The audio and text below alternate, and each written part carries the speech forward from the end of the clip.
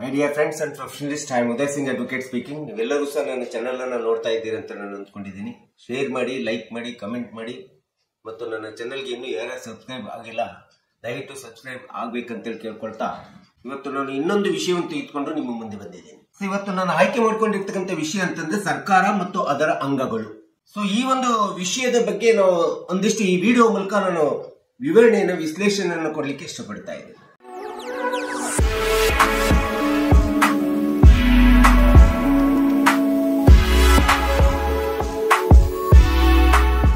ಇವತ್ತು ಪ್ರಜಾಪ್ರಭುತ್ವ ರಾಜಕೀಯ ವ್ಯವಸ್ಥೆ ಒಳಗಡೆ ಚುನಾವಣೆಗಳ ಮೂಲಕ ಆಯ್ಕೆಯಾಗಿ ಬಂದಿರತಕ್ಕಂತ ಪ್ರಜಾಪ್ರತಿನಿಧಿಗಳಿಂದ ರಚಿಸಲ್ಪಟ್ಟಿರ್ತಕ್ಕಂಥ ಒಂದು ಸರ್ಕಾರವನ್ನ ನಾವು ಸಹಜವಾಗಿ ಪ್ರಜಾಪ್ರಭುತ್ವ ಸರ್ಕಾರ ಅಂತೇಳಿ ನಾವು ಕರಿತೀವಿ. ಪ್ರಜಾಪ್ರಭುತ್ವ ಸರ್ಕಾರ ಅಂತಂದ್ರೆ ಪ್ರಜೆಗಳೇ ಸ್ವಾಯತ್ತತೆಯನ್ನು ಹೊಂದಿರ್ತಾರೆ, ಪ್ರಜೆಗಳಿಗೆ ಸಂಪೂರ್ಣ ಸ್ವಾತಂತ್ರ್ಯ ಇದೆ, ಪ್ರಜೆಗಳೇ ಪ್ರಭುಗಳು, ಪ್ರಜೆಗಳಿಗೆ ಇರ್ತಕ್ಕಂಥ ಒಂದು ಅಧಿಕಾರ.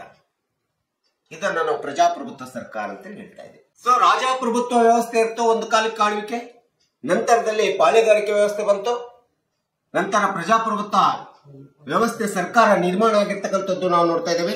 19ನೇ ಶತಮಾನದಿಂದ ಪ್ರಜಾಪ್ರಭುತ್ವ ಸಂಪೂರ್ಣವಾದಂತಹ ಪ್ರಜಾಪ್ರಭುತ್ವ ವ್ಯವಸ್ಥೆ ನಿರ್ಮಾಣಗೊಳ್ಳುತ್ತದೆ. ಇವತ್ತು ಆಧುನಿಕ ವ್ಯವಸ್ಥೆ ಒಳಗಡೆ ಸಂವಿಧಾನಾತ್ಮಕವಾದಂತಹ ಅಂಶಗಳನ್ನ ಅಳವಡಿಸ್ಕೊಂಡ್ಬಿಟ್ಟು, ಸಂವಿಧಾನಗಳನ್ನ ಅಳವಡಿಸ್ಕೊಂಡ್ಬಿಟ್ಟು, ಸಂವಿಧಾನದ ಆಧಾರದ ಮೇಲೆ ಪ್ರಜಾಪ್ರಭುತ್ವ ಸರ್ಕಾರದ ನಿರ್ವಹಣೆ ಆಗ್ತಾ ಇದೆ. ಇವತ್ತು ಭಾರತದ ಸಂವಿಧಾನದ ಆಧಾರದ ಮೇಲೆ ನಾವು 4 ವಿಧವಾದಂತಹ ಸರ್ಕಾರಗಳನ್ನ ನಾವು ಇವತ್ತು ಅಳವಡಿಸ್ಕೊಂಡಿದ್ದೀವಿ ಸಂವಿಧಾನದ ವ್ಯವಸ್ಥೆ ಒಳಗಡೆ.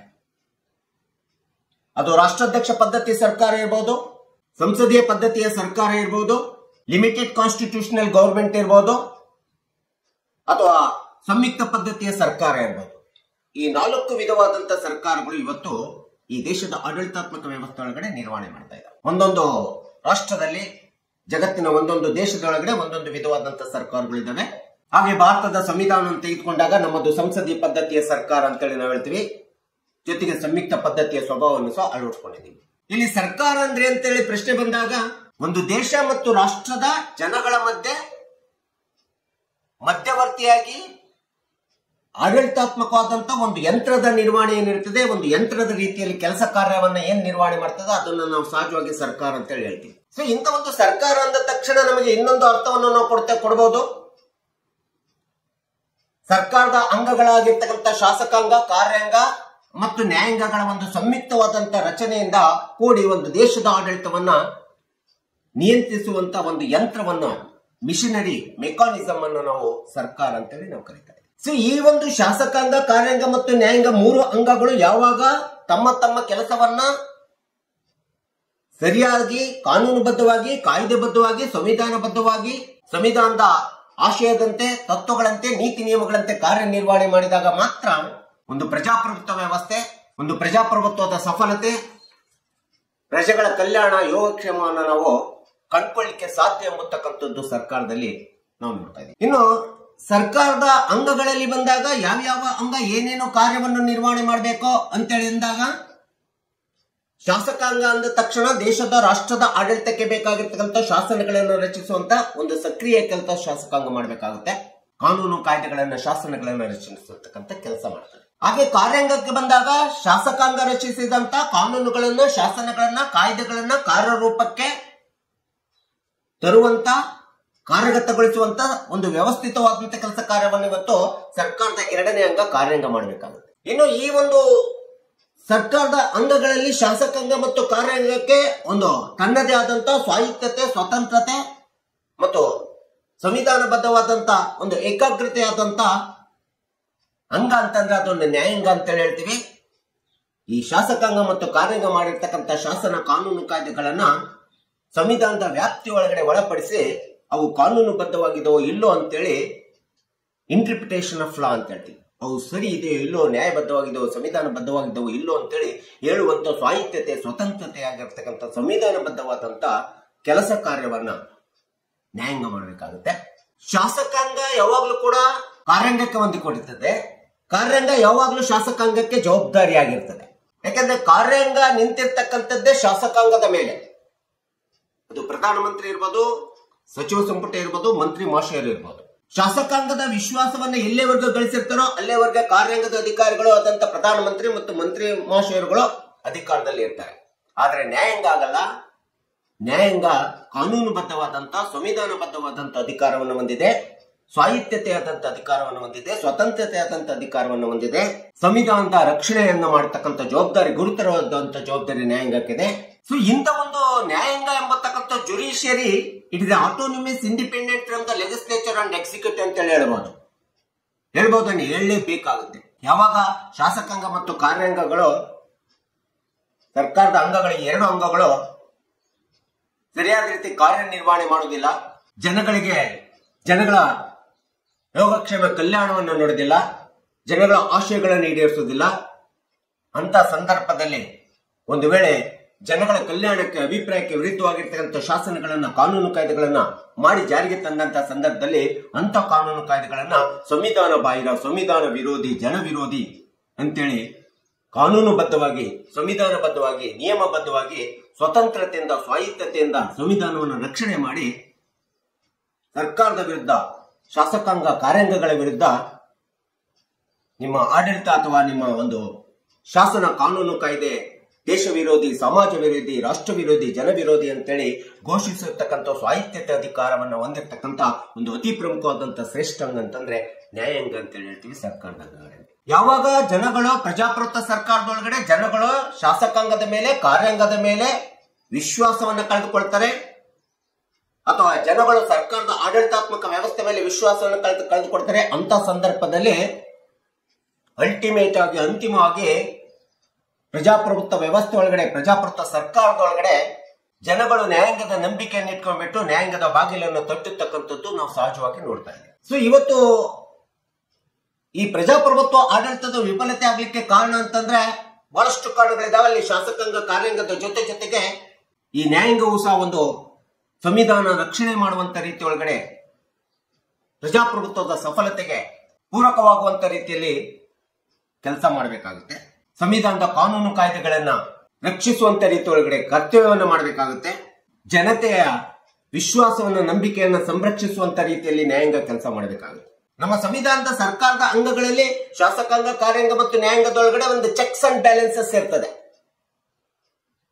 ಚೆಕ್ಸ್ ಅಂಡ್ ಬ್ಯಾಲೆನ್ಸ್ ಅಂತಂದ್ರೆ ಶಾಸಕಾಂಗ ಮಾಡಿದಂತ ಕಾನೂನು ಕಾಯ್ದೆ ಕಾರ್ಯಾಂಗ ಕಾರ್ಯಗತಗೊಳಿಸಬೇಕು. ಅದು ಕಾರ್ಯಗತಗೊಳಿಸಬೇಕಾದ್ರೂ ಕೂಡ ಅದಕ್ಕೆ ಸರಿ ಇಲ್ಲ ಅಂತಂದ್ರೆ ಅದನ್ನು ಕಾರ್ಯಗತಗೊಳಿಸದೇ ಇರಬಹುದು. ಗೊಳಿಸದೇ ಇರತಕ್ಕಂಥ ಅಧಿಕಾರ ಕಾರ್ಯಾಂಗ ಮಾಡ್ತದೆ. ಒಂದು ವೇಳೆ ಶಾಸಕಾಂಗ ಮಾಡಿದಂತ ಶಾಸನ ಕಾರ್ಯಾಂಗ ಜಾರಿಗೊಳಿಸ್ತು ಅಂದಾಗ ಅವೆರಡೂ ಮಾಡಿದಂತ ಕಾರ್ಯಾಂಗದ ಕೆಲಸ ಸರಿ ಇದೆ ಇಲ್ಲೋ ಅಂತೇಳಿ ಮತ್ತೆ ಅದನ್ನ ಪರಿಶೀಲನೆ ಮಾಡಿರ್ತಕ್ಕಂಥ ಚೆಕ್ಸ್ ಅಂಡ್ ಬ್ಯಾಲೆನ್ಸಸ್ ಮಾಡತಕ್ಕಂಥ ಅಧಿಕಾರ ಇವತ್ತು ನ್ಯಾಯಾಂಗಕ್ಕೆ ಕೊಡಲಾಗಿದೆ.